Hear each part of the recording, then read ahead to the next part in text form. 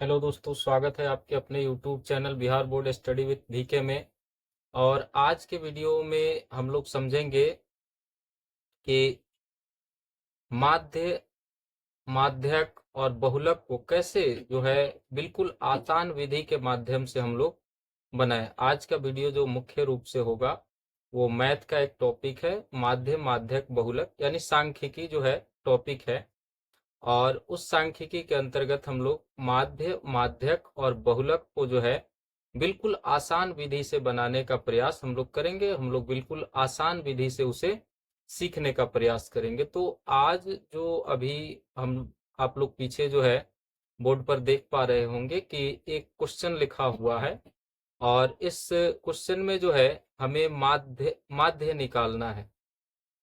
तो बिल्कुल ही आसान विधि से हम लोग इसे बनाने का प्रयास करेंगे। तो आइए हम लोग बोर्ड पर देखते हैं, क्वेश्चन पढ़ते हैं, इसे समझते हैं और फिर देखते हैं कि कैसे इसे बिल्कुल ही आसान विधि से हम लोग बनाएं।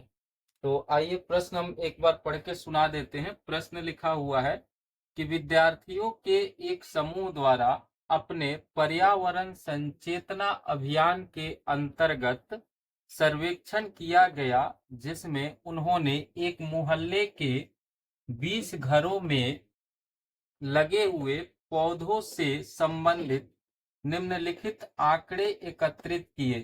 प्रति घर पौधों की माध्य संख्या ज्ञात कीजिए। तो जो आंकड़े उन विद्यार्थियों द्वारा एकत्रित किए गए वो आंकड़े क्या है, तो इधर लिखा हुआ है, जो खंड बना हुआ है क्वेश्चन में वो है, एक तरफ लिखा हुआ है पौधों की संख्या और दूसरे खंड में लिखा हुआ है घरों की संख्या। और इधर पौधों की संख्या वाले खंड में लिखा हुआ है 0 से 2, यानी 0 से लेकर के 2 पौधा। ऐसे घर कितने हैं जिसमें 0 से लेकर के 2 पौधा लगा हुआ है, तो ऐसे एक घर है। फिर अगले खंड में लिखा हुआ है 2 से 4, यानी ऐसे कितने घर है जिसमें 2 से 4 पौधे लगे हुए हैं, तो ऐसे 2 घर हैं। फिर 4 से लेकर के 6, तो ऐसे कितने घर है जिसमें 4 से लेकर के 6 पौधे हैं, तो ऐसे एक घर है। फिर 6 से लेकर के 8, तो 6 से 8 पौधे कितने घरों में लगे हुए हैं, तो ऐसे 5 घर हैं। फिर 8 से 10, तो ऐसे कितने घर है जिसमें 8 से लेकर के 10 पौधे लगे हुए हैं, तो ऐसे 6 घर हैं। फिर 10 से लेकर 12, तो ऐसे कितने घर है जिसमें 10 से लेकर 12 तक पौधे लगे हुए हैं, तो ऐसे 2 घर हैं। फिर 12 से लेकर 14, यानी ऐसे कितने घर है जिसमें 12 से 14 तक पौधे लगे हुए हैं, तो ऐसे 3 घर हैं।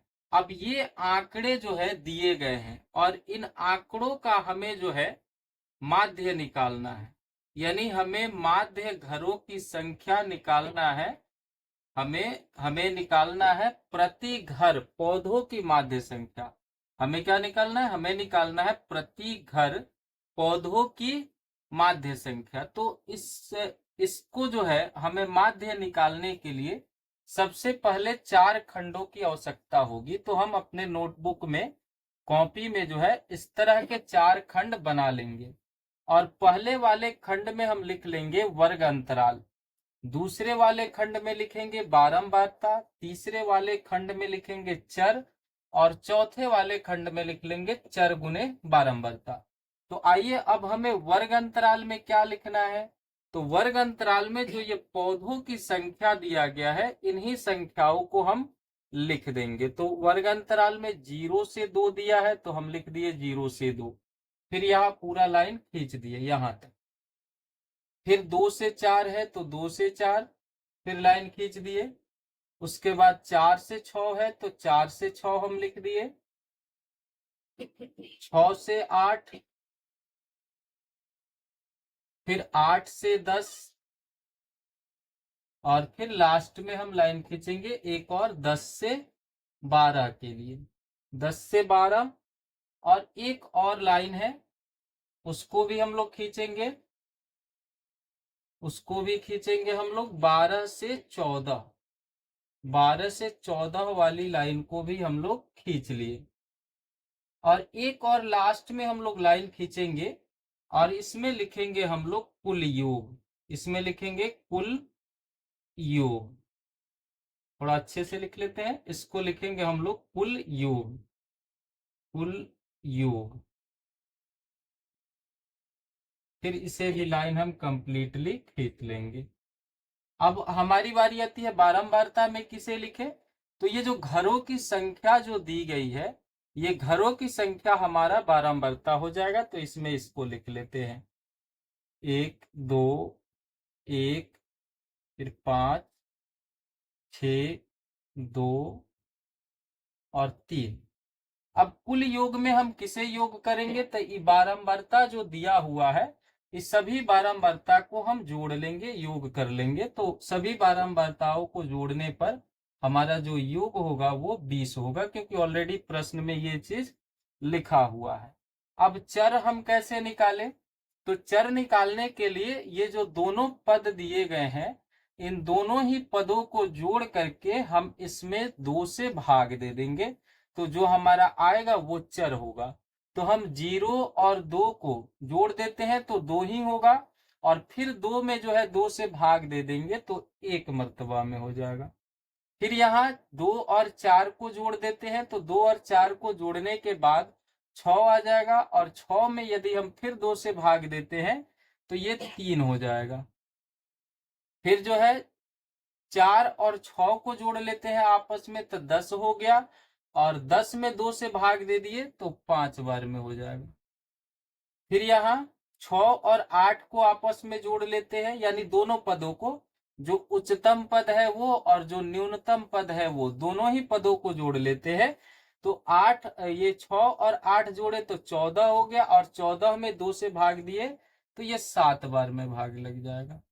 फिर यहाँ जो है 8 और 10 है, तो 8 और 10 को आपस में जोड़ लिए तो 18 हो गया, और 18 में 2 से भाग दे दिए तो 9 मर्तबा में ये हो जाएगा।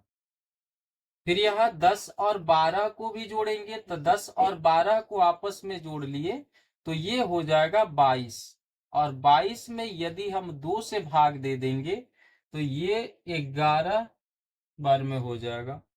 फिर यहाँ 12 और 14 को आपस में जोड़ लिए तो 12 और 14 हो जाएगा 26, और 26 में यदि हम 2 से भाग देते हैं तो ये 13 बार में भाग लग जाएगा। अब यहाँ जो लिखा हुआ है, ये लिखा हुआ है चर गुने बारंबारता। यहाँ लिखा हुआ है चर गुने बारंबारता। तो अब ये बारंबारता है, ये चर है, और दोनों को आपस में गुना करके हम यहाँ लिख देंगे। तो 1 में 1 से यदि हम गुना करते हैं तो 1 ही हो जाएगा। फिर 2 में 3 से गुना कर लेते हैं तो 6 हो जाएगा। फिर उसी तरह 1 में 5 से गुना करते हैं तो 5 हो जाएगा।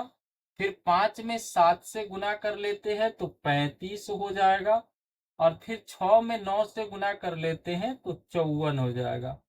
उसी तरह से 2 में 11 से गुना कर लेते हैं तो 22 हो जाएगा। फिर 13 में 3 से गुना कर लेते हैं तो 39 हो जाएगा। अब हम काम करते हैं कि जैसे हम इस बारंबारता को जोड़े हैं, ठीक उसी तरह से हमें इस चर गुने बारंबारता को भी आपस में जोड़ना होगा। तो जोड़ लेते हैं, तो 1 अच्छे 7, अब 5, 12, 5 17, 4 21, 2 23, 23 और 9 32, 32 का 2, हाथ में 3, यानी कैरी हमारा 3 हो गया। फिर यहाँ 3 और कैरी 3 है तो 6 हो गया। 6 और 5 11, 11 और 2 13, 13 और 3 16, यानी इसको जब हम आपस में जोड़ लिए तो हमारा आ गया 162। हमारा आया 162। अब हम यहाँ लिखते हैं जो फॉर्मूला है माध्य ज्ञात करने का, तो माध्य का हम सूत्र लिख लेते हैं। लिखते हैं माध्य बराबर चर गुने बारंबारता, चर गुने बारंबारता, चर गुने बारंबारता बटा कुल बारंबारता, बटा कुल बारंबारता, कुल बारंबारता।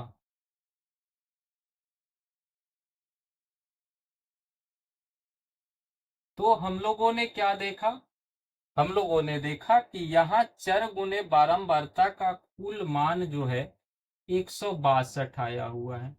चर गुने बारंबारता का कुल मान 162 आया हुआ है और बारंबारता, कुल बारंबारता का मान कितना, 20 आया है।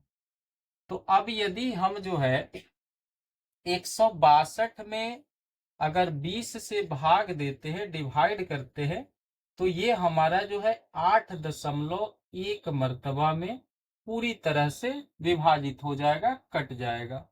तो यानी यहाँ जो है प्रति घर पौधों की माध्य संख्या जो होगी वो 8.1 होगी। और इस तरह से हम लोग जो है काफी आसान विधि से जो है माध्य निकाल सकते हैं। तो आप लोगों ने देखा कि कैसे, किस तरह से माध्य जो है आसानी से निकला। इसे एक बार और हम लोग समझ लेते हैं कि आखिर बना कैसे है। तो देखिए यहाँ जो है हमारा सवाल जो दिया गया है, क्वेश्चन जो है वो यहाँ पौधों की संख्या लिखा हुआ है और इधर जो है घरों की संख्या लिखा है। और ये जो डाटा दिया गया है, जो आंकड़ा दिया गया है, इस आंकड़ा का जो है हमें माध्य निकालना है। तो इस तरह के क्वेश्चंस को बनाने के लिए हमें क्या करना होता है, अगर माध्य निकालना हो तो सबसे पहले हम 4 खंड बनाएंगे अपने नोटबुक में, अपनी कॉपी में। और पहले वाले खंड में हम लिखेंगे वर्ग अंतराल, दूसरे वाले खंड में लिखेंगे बारंबारता और तीसरे वाले खंड में लिखेंगे चर, चौथे वाले खंड में लिख देंगे चर गुने बारंबारता। तो जो ये वर्ग अंतराल, ये जो दो पदों के बीच का जो अंतर वाला जो खंड है, ये सबका सब हमारा जो है वर्ग अंतराल है। तो इसे हम वर्ग अंतराल वाले खंड में लिख देंगे। फिर उसके बाद जो ये घरों की संख्या जो दिया गया है, ये हमारा बारंबारता है और इसे घरों की संख्या वाले खंड में लिख लेंगे। अब चर कैसे निकालना है, तो अभी बताया गया है कि ये दोनों ही पदों को हम आपस में जोड़ लेते हैं और 2 से भाग दे देते हैं, यानी आधा कर देते हैं, और जो भी आता है भागफल उसे हम यहाँ लिख देते हैं। तो ऐसे ही जोड़ जोड़ के और इसको आधा करके यानी 2 से भाग दे करके जो भागफल आया वो जो है यहाँ पर लिख दिया गया। फिर ये चर गुने बारंबारता, ये स्पष्ट रूप से दिख रहा है, यहाँ बारंबारता लिखा है, यहाँ चर लिखा है, और दोनों को ही आपस में गुना करके हम लोगों ने यहाँ पर लिख लिया हुआ है। तो इस तरह से हम लोगों ने ये भी लिख लिया। अब लास्ट जो हमारा काम बनता है, बचता है, वो है कुल योग। तो इसमें हम बारंबारता को जो है जोड़ लेते हैं और फिर चर गुने बारंबारता को जोड़ लेते हैं। तो हम लोगों ने जब इसको जोड़ा तो ये 20 आ गया और जब इसको जोड़ा तो 162 आ गया। अब जो माध्य का जो सूत्र होता है, जो फॉर्मूला होता है, वो होता है चर गुने बारंबारता बटा कुल बारंबारता। तो हम लोगों ने जो जो यहाँ पे इस सवाल में, इस क्वेश्चन में जो जोड़ा था चर गुने बारंबारता को, वो आया था 162। और जब हम बारंबारता को जोड़े हैं तो यहाँ पे 20 आया है। अब यहाँ लिखा हुआ है चर गुने बारंबारता बटा कुल बारंबारता।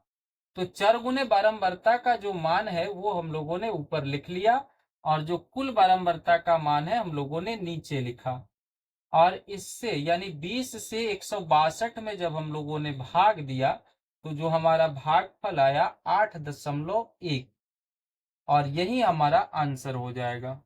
और यही जो है प्रति घर पौधों की माध्य संख्या होगा। तो इस तरह से बहुत ही आसान विधि से हम लोगों ने जो है माध्य निकालना सीखा। तो आइए अब एक और क्वेश्चन लेकर के हम लोग जो है बहुलक निकालना भी सीख लेते हैं।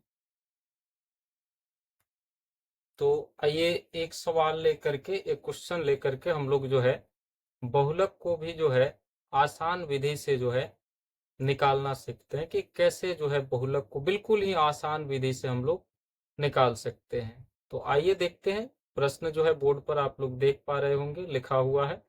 तो इस प्रश्न को पहले एक बार हम पढ़ देते हैं और फिर जो है कैसे बिल्कुल ही आसान विधि से बहुलक निकालना है उसे हम लोग समझेंगे। तो जो प्रश्न लिखा हुआ है उसे हम एक बार पढ़ते हैं। प्रश्न लिखा हुआ है कि निम्नलिखित सारणी किसी अस्पताल में एक विशेष वर्ष में भर्ती हुए रोगियों की आयु को दर्शाती है। तो जो सारणी जो दी गई है उसमें एक खंड में लिखा हुआ है आयु वर्षों में, और दूसरे खंड में लिखा हुआ है रोगियों की संख्या। तो जो आयु दिया हुआ है वो 5 से 15 दिया है, फिर 15 से 25 दिया है, फिर 25 से 35 दिया है, 35 से 45 है, और फिर 45 से 55 है, और 55 से 65 है। फिर जो रोगियों की संख्या है वो 6, 11, 21, 23, 24 और 5 दिया हुआ है। तो ऐसे कितने रोगी हैं जिनकी आयु, प्रश्न को समझते हैं, ऐसे कितने रोगी हैं जिनकी आयु 5 से लेकर 15 वर्ष तक है? तो ऐसे 6 रोगी हैं। ऐसे कितने रोगी हैं जिनकी आयु जो है 15 से लेकर 25 वर्ष है? तो ऐसे 11 रोगी हैं। फिर उसी तरह से ऐसे कितने रोगी हैं जिनकी आयु जो है 25 से लेकर 35 वर्ष तक है? तो ऐसे जो है 21 जो है रोगी है। फिर 35 से 45 आयु वर्ग के जो रोगी है उनकी संख्या 23 है। फिर 45 से 55 आयु वर्ग के जो रोगी हैं उनकी संख्या 24 है। फिर 55 से 65 आयु वर्ग के रोगियों की संख्या जो उस अस्पताल में उस विशेष वर्ष में भर्ती हुए हैं उनकी संख्या 5 है। नीचे लिखा हुआ है कि उपरोक्त आंकड़ों के बहुलक ज्ञात कीजिए। तो बहुलक ज्ञात करने के लिए हमें 2 ही खंड की आवश्यकता होती है, और ये दोनों ही खंड इस क्वेश्चन में ही दिया हुआ है। तो हमें अलग से कोई भी खंड बनाने की आवश्यकता नहीं है। हम इसी जो है जो क्वेश्चन में ही जो 2 खंड बना के दिया गया है इसी 2 खंड के आधार पर हम जो है बहुलक निकालने का प्रयास करेंगे, बिल्कुल आसान विधि से। तो आइए हम लोग सबसे पहले बहुलक का सूत्र लिख लेते हैं। तो बहुलक का सूत्र लिखेंगे, बहुलक बराबर L प्लस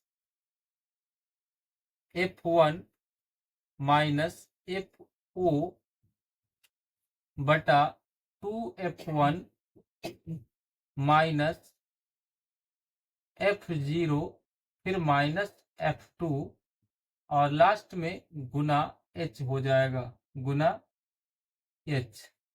तो अब समझते हैं L क्या है। यहाँ तो लिखा हुआ है L, तो L का मतलब क्या होता है? L का मतलब होता है बहुलक वर्ग की निम्न सीमा। तो अब हमें ये भी पहचानना होगा कि इसमें बहुलक वर्ग है कौन सा। तो हम देखेंगे ये जो बारंबारता दिया है इसमें जो अधिकतम बारंबारता होगा उसका जो वर्ग होगा वही बहुलक वर्ग होगा। तो देख रहे हैं तो यहाँ 24 जो है सबसे ज्यादा वाला बारंबारता है। तो हमारा बहुलक वर्ग हो गया 45 से 55। बहुलक वर्ग हमारा हो गया 45 से 55। यही जो है हमारा बहुलक वर्ग हो गया, यानी जो सबसे अधिकतम बारंबारता होता है उसका जो वर्ग अंतराल होता है वही बहुलक वर्ग होता है। तो यहाँ L लिखा हुआ है और L का मतलब होता है बहुलक वर्ग की निम्न सीमा। तो बहुलक वर्ग की निम्न सीमा यानी छोटी वाली संख्या, तो छोटी वाली संख्या कितना है? 45 है। तो हम यहाँ बराबर का चिन्ह देके या इक्वल साइन देके हम यहाँ 45 लिख सकते हैं L के मान के लिए। प्लस का प्लस, F1 का मतलब होता है F1 की जगह पे हमें बहुलक वर्ग की जो बारंबारता होती है उस बारंबारता को लिखना होता है। तो F1 यानी बहुलक वर्ग की बारंबारता कितना है? 24 दिया हुआ है, तो हम यहाँ लिख लेंगे 24 माइनस का माइनस। F0 यानी बहुलक वर्ग से ठीक पहले वाले वर्ग की बारंबारता। तो बहुलक वर्ग से ठीक पहले वाली वर्ग ये हो गई और इसकी बारंबारता हो गई 23। तो F0 की जगह पर हम लिख देंगे 23 बट्टा, तो बट्टा दे दिए आ 2 गुने F1 का मान ऑलरेडी हम 24 लिखे हुए हैं, तो यहाँ 2F1 के जगह पर 2 का 2 रख दिए और F1 का मान 24 लिख दिए। फिर माइनस का माइनस, F0 का मान भी हम ऑलरेडी ऊपर लिखे हुए हैं 23, तो यहाँ F0 के मान पर या FO के मान पर हम 23 लिख लेंगे, माइनस F2, यानी F2 का मतलब यहाँ होता है बहुलक वर्ग से ठीक बाद वाले वर्ग की बारंबारता। तो बहुलक वर्ग ये हो गया और इसके बाद वाला वर्ग ये हो गया, यानी 55 से 65। तो 55 से 65 में जो बारंबारता है वो 5 है, तो यहाँ हम लिख लेंगे 5। अब हम समझते हैं h का मतलब क्या होता है। तो h का मतलब होता है बहुलक वर्ग की माप, यानी ये सभी जो दोनों पद जो दिए गए हैं, ये दोनों पदों के बीच की दूरी कितनी है। तो 5 से 15 10 का गैप है, 10 का जो है दूरी है, 15 से 25 10 की दूरी है, फिर यहाँ 25 से 35, 35 से 45, 45 से 55, 55 से 65, यानी सभी जो वर्ग अंतराल दिए गए हैं सभी के बीच की जो दूरी है वो 10-10 की दूरी है। तो यहाँ हमें बहुलक वर्ग की दूरी को ही लिखना है। तो बहुलक वर्ग की दूरी है 10, तो हम यहाँ लिख देंगे 10। अब थोड़ा सा आगे बढ़ते हैं हम लोग, इसमें बनाते हैं और लिखते हैं 45 का 45 हो गया। अब इसमें से इसको हम घटा लेंगे तो हो जाएगा यहाँ पे 1, इसको घटा लिए तो 1 हो गया। फिर बट्टा में हम लिख लेते हैं, ये दोनों को हम गुना कर लिए तो 48 हो गया, 48 हो गया। और फिर जो है इस दोनों को आपस में जोड़ लिए तो 28 हो जाएगा,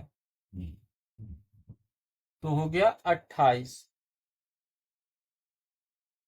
फिर गुना 10 है तो 10। अब इस 10 से इसमें 1 में गुना कर दिए तो ये हमारा हो गया 45 प्लस 10 से 1 में गुना किए तो 10, और बटा में इसको यदि इसमें से घटा लिए तो 20 आ जाएगा। तो इस दोनों को जब हम भाग देंगे 20 से इसमें 10 में, तो ये हमारा हो जाएगा 0.5, यानी 45 में जब हम 0.5 जोड़ देंगे तो ये हो जाएगा 45.5, और इस तरह से हमारा ये बहुलक निकल के सामने आ गया। तो इस तरह से हम लोगों ने बहुलक जो है काफी आसान विधि के माध्यम से निकाला और समझा। हम उम्मीद करते हैं कि आप लोगों को ये जो माध्य निकालने की जो विधि है या फिर जो बहुलक निकालने की जो विधि है ये आप लोगों को समझ आ गई होगी। तो अब हम लोग जो है अगला जो हमारा प्रश्न होगा वो माध्यक से संबंधित होगा, और अब हम लोग काफी आसान विधि से जो है माध्यक निकालने का प्रयास करेंगे। तो आइए एक और जो है माध्यक के लिए भी हम लोग प्रश्न ले लेते हैं और माध्यक को जो है काफी आसान विधि के माध्यम से निकालना सीखते हैं।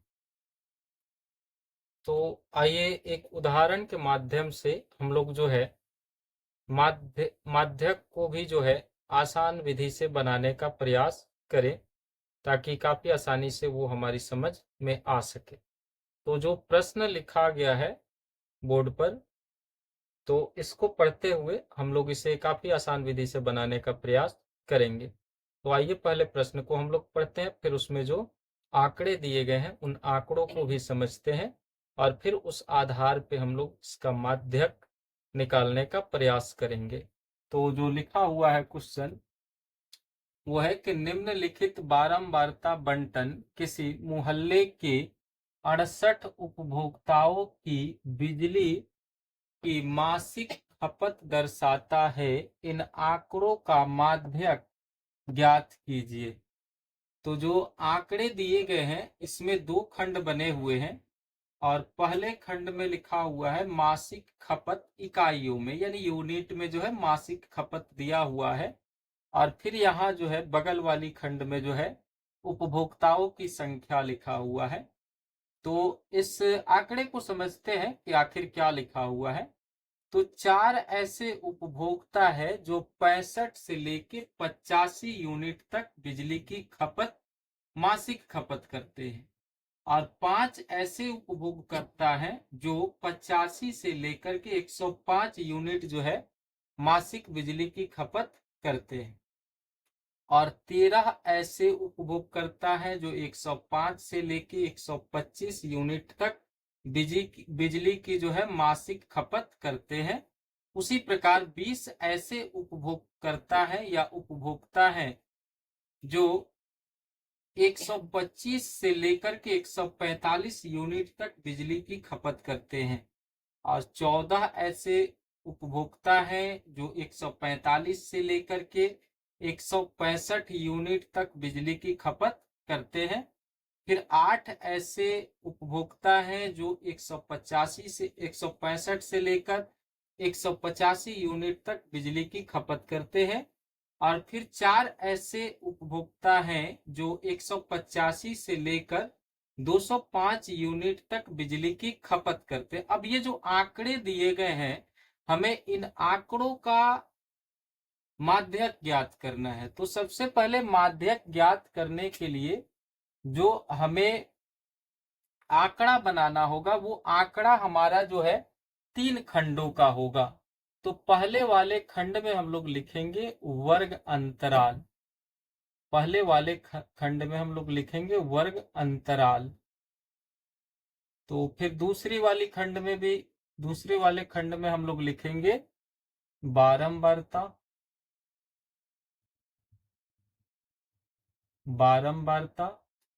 और तीसरे खंड में हम लोग लिखेंगे संचयी बारंबारता।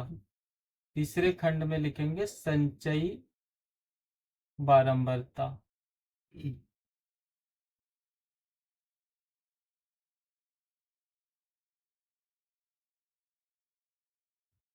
तीसरे वाले खंड में हम लोग लिखेंगे संचयी बारंबारता। तो हमें ध्यान रखना होगा कि जब भी हमें माध्यक निकालना होगा, माध्यक निकालने के लिए हमें 3 खंडों की आवश्यकता होगी। और पहले वाले खंड में हम लोग लिखेंगे वर्गांतराल, दूसरे वाले खंड में हम लोग लिखेंगे बारंबारता, और तीसरे वाले खंड में हम लोग लिखेंगे संचयी बारंबारता। तो आइए किस खंड में कौन सा हमें आंकड़ा लिखना है उसे हम लोग लिख लेते हैं और समझ लेते हैं। तो वर्ग अंतराल में यहां जो दिया गया है, ये मासिक खपत बिजली की जो यूनिट दी गई है, उस यूनिट को हम लोग वर्ग अंतराल वाले खंड में लिखते हैं। तो 65 से 85 इसको हम लोग इस पहले वाली खंड में लिख लिए। फिर जो है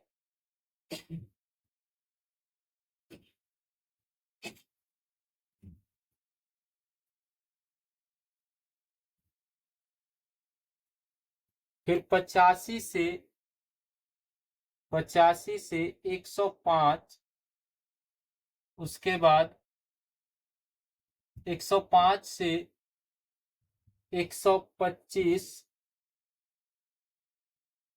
फिर 125 से 145, उसके बाद 145 से 165, 165 से 185, और फिर 185 से 205, 185 से 205। अब हमें जो है इसका सूत्र लिखना होगा माध्यक का। तो माध्यक का हम लोग सूत्र लिखते हैं। माध्यक का सूत्र होता है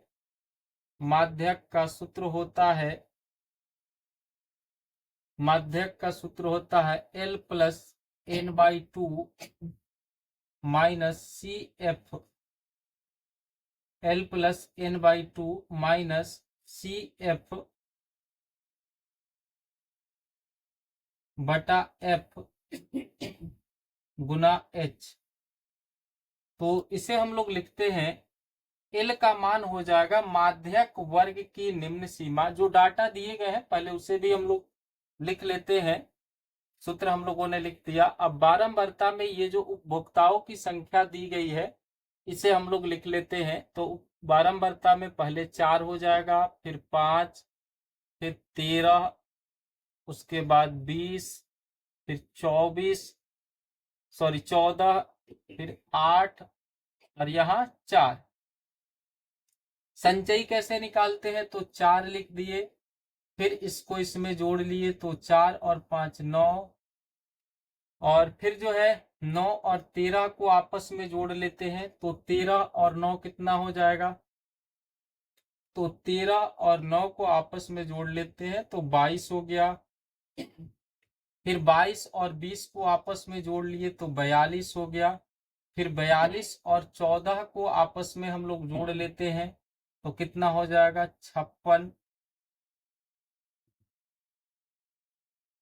56 हो जाएगा।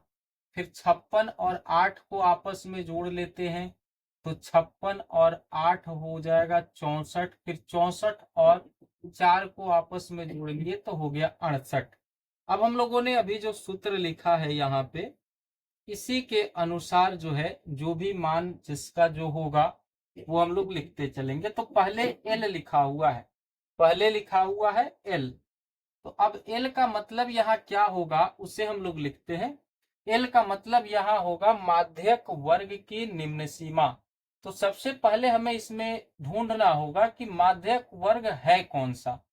तो हम बारंबारता वाली खंड में देखेंगे उसको ढूंढने के क्रम में, और जो सबसे अधिक बारंबारता होगा वो जो वर्ग होगा वही वर्ग जो है माध्यक वर्ग होगा। तो हम यदि देखें तो इसमें सबसे ज्यादा जो बड़ी संख्या है वो 20 है, यानी 20 जो बारंबारता दिया गया है वो सबसे बड़ी है। तो माध्यक वर्ग यहाँ जो हो जाएगा वो हो जाएगा 125 से 145। माध्यक वर्ग हो गया 125 से 145। तो एल का मतलब होता है माध्यक वर्ग की निम्न सीमा, यानी छोटी वाली संख्या। तो यहाँ छोटी वाली संख्या हो गई 125। फिर उसके बाद n/2 लिखा हुआ है, तो यानी कुल प्रेक्षणों की संख्या। तो कुल प्रेक्षणों की संख्या है 68। तो 68 और बट्टा में 2 है तो हमने डाल दिया यहाँ 2। अब बट्टा लिखा हुआ माइनस लिखा हुआ है CF। तो CF में हम लोग क्या लिखेंगे? तो माध्यक वर्ग जो है इससे ठीक पहले वाले वर्ग की जो संचयी बारंबारता है उसे हम लोग CF की जगह पे लिखते हैं। तो ये माध्यक वर्ग हो गया 125 से 145, और माध्यक वर्ग से ठीक पहले वाला वर्ग जो है 105 से 125 हुआ, और इस वर्ग की जो संचयी बारंबारता है वो है 22। तो CF की जगह पर हम लिख देंगे 22। फिर जो ब्रैकेट है उसे बंद कर लेंगे और नीचे लिख लेंगे हम F का मान। तो F का मान क्या होता है? F का मान किसे कहेंगे?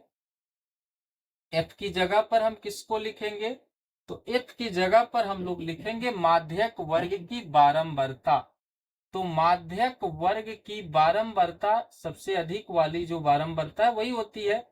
तो माध्यक वर्ग की बारंबारता है 20, तो हमने इसकी जगह लिख दिया 20। अब हम लोग थोड़ा सा आगे बढ़ते हैं। उसके बाद H।